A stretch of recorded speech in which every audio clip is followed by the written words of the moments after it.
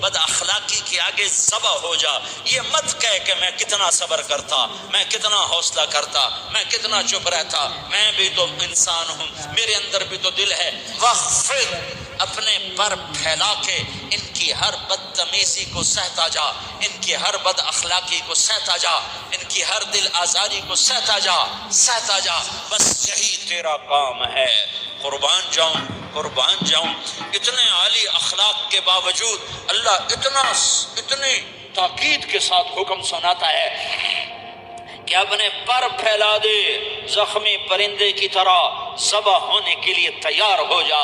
ان کی ہر بدتمیزی کے آگے آہ نہ کر لبوں کو سی، عشق ہے دل لگی نہیں، سینے پہ تیر کھائے جا، آگے قدم بڑھائے جا. یعنی زبان حال سے کہہ دے کہ ہاں ستائے جا. وہ یہ کرتا ہے، وہ یہ کرتی ہے، اسے یہ نہیں آتا، اسے یہ نہیں آتا، اسے وہ یہ نہیں، وہ یوں سناتی ہے، وہ یوں سناتا ہے، وہ یوں کرتی ہے، وہ یوں کرتا ہے. یہ آج کے اخلاق ہیں. کوئی آنکھ ایسی نہیں ہے جو خوبیاں ڈھونڈے. جس آنکھ کو دیکھو اس میں دوربینیں فٹ ہیں عیب پکڑنے کے لیے. کاش کوئی آنکھ ہوتی جو خوبیاں دیکھتی، کوئی زبان ہوتی جو خوبیاں بولتی. ہائے ہائے.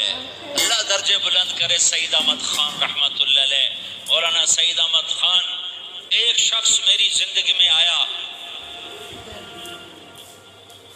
یہ سارا مضمون میں اس کی صحبت سے سمجھا ہوں، کتابوں سے نہیں سمجھا. مجھے کتابیں زبانی یاد تھیں، میں کتابوں کا حافظ تھا، لیکن اللہ کی قسم میں مضمون کتابوں سے نہیں سمجھا. یہ میں اس بندے کی صحبت سے سمجھا کہ اخلاق سیکھنے پڑتے ہیں. اخلاق سیکھنے کی چیز ہے، یہ پڑھنے سے نہیں آتے، یہ پڑھانے سے نہیں آتے.